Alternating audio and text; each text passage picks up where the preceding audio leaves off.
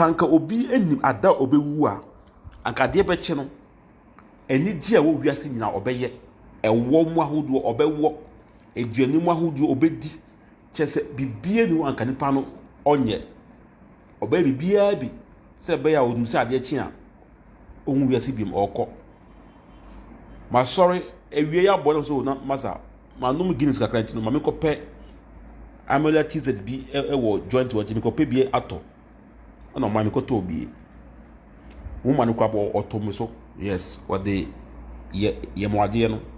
me ka se me pe 4 eno tan de baba koto so nje 5 so be se de bia mi san MB new customer de san e omo eno mai me de ba fie in baba did ya penam ti say akwaba afiri mu me say what oh my one kan him said ya menu mienu yan kan him so wuye the same thing will happen to us the same thing and notice say wo hwe Hebrews mu a eye Hebrews 9:27 na o say etwa say nipa ewu prekope na owo na chi no atemo bi etua lie oh my wo say etwa say nipa ewu prekope na ewu na chi no atemo bi etua lie atemo no okodem wo otu dem a okodem no atemo no etua ho e na wo sa hwe wo next corner so a the same thing ewu so etua ho enti obu nyina no omafodo omu nsa na mo hwe odin sabe ukofa huka bi no be wo e no be hye dem ho a wo nyina no na sankofo meni wo nyina no na omo ehwe na omo siro omu trimu wo de onim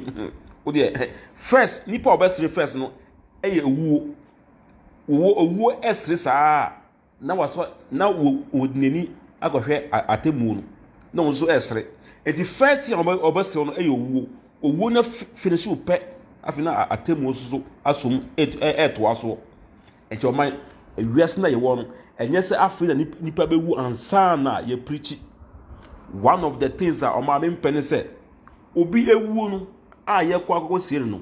eho no na obenya asofo no bi o ma preach wa ewiase no yamfa hwe ama ye fa hwe so enko se onu obi ekon asase ho so onu obi ekon ewo sika ho onu we enkasa because of say ntino ese oja we eno no enye satam no ena obeka asase no ese o kan dada o ti ase asif se o kan sana na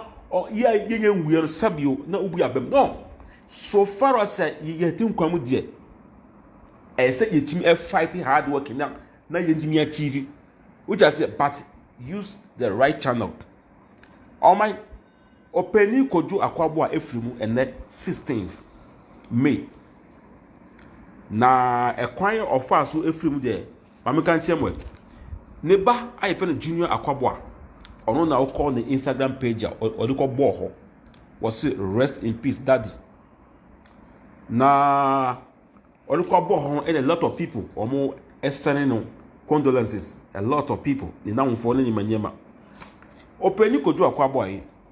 ono obo keyboard local and foreign local and international one na obo ni nyumu a obo ya gidi ayiase nyina shekiye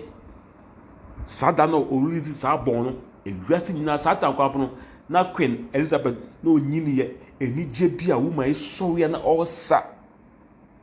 obi ene diye satan na Rolling Stone run so efa nyom no esaye enyum edin de awrachichire efiripa ho ababa we menyimi ma sanse se ehwan na ebo a enu so entie se na ye nim suo da uta se papa etimi bonu we emanum we etimi ebechi din satam na ye wo ye satam bo ne onwu ne ba junior akobo anu ye enu nti ohun se ne ba junior akobo wa be nyin na onso obo nwom no one day bi oto wasa eno there be menyum ya metu ye no na ye mreso na ede ebia na nchirima we no yente danti sade a opeso oba oni ne ba junior akobo anu omo enye remix na omo to na ehwe se Ghana force so ebeji atuma na na oman oni ne bai omo ye sa remix na enum sa beji di enti esa gidi se de na tete no esa beji di no enti ma a lot of people no omo timi emma papa no more love papa no say emre bi ote ho adekwa nam so man na ni fa no wo say emre bi ote ho a omo abo band na wie prekope wie epe no na ohun say moja efri n'ani so ɛba mogya ano nte ase ɛna ɔde kɔma ne doctor ɛna doctor no ɛma no ɛyɛ eye drop so ɔmfa ngu so ɛna ɔde eye drop no gu so no apɛ ankyɛ afei papa yi so ohun adeɛ bi asa agorɔ ɛni no nti papa no n'ani ɛho adeɛ bi ɛkɔpem sɛ ɛnɛ ofiri mu yi ɔma deɛ ɛyɛ ne sɛ wehu adeɛ da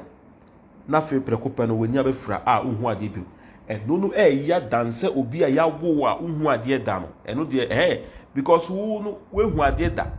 na afei no wohu adeɛ bi mu na ɛno ɛyɛ yie ɔkya sɛ but otwedeɛ mpɔ agya no anim obiara sɛdeɛ ɛteɛ papa yi afiri mu but yɛnim ɛma no dɔko a wɔyɛ dɛ wawo ɔmo deɛ ɛna ɔmaame na mɛka no nipa ewu daa wei a yɛ kan bo ɛnyɛ ɔpanyi wei nkwa na wewu ɛwɔ Accra ha anasɛ the whole Ghana mpo no ɛnɛ ya yɛkasa no ɛnyɛ ɔno nkwa na ewu nipa bebree wu over 100 people died today but yɛnnim ɔmo nti no ɛno nti na yɛmfa ɔmo di ɛma bɔde no ɛna ɔso deɛ onim no ɛna owu na wateɛ ntɔma ewiase a ɛti no ɛsɛ de biara no yɛnyɛ the right thing because unnim ada a otwedi ampɔgya no ɛbɛka sɛ ɔgye ne home back unnim deɛ me answer sometimes sɛ obi wu na sɛ yɛsie no a people around there no the thought say and they are thinking say oh me dem tam nya nso yo even ebiri kwampo etimi ma omo age oh me dem say me will be 20 years time 50 years time but on be free one mo ano ade ba chi say opani kojo wa nya me dia enye opani kojo na enno yi na oba ye nchen sanete enti the way ya ye ba no mako we shall also go back the same thing even entafo kwampo bia ba na mako enu ntom so omu ehumbom mako omu so omu ehumbom to bia so kono mako because onyakopon osumaaye osuma na wo ngina ho bi na wo nkwa na ogina ho enu nti ukobae no ese ukobo ne charge se mako aba enu nti na ese obia kono mako se na ye kan ase so de ye sumaaye enu nti sumaaye suma no uwie a na wakobo akwenta no akire agya no se o suma me no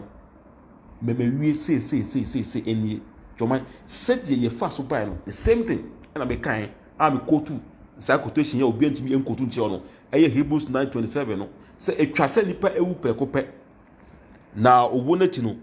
atem obi etuala no sana Hebrews kan joma sana island abesi no etechefo na se na abewu mti no ye da obi biase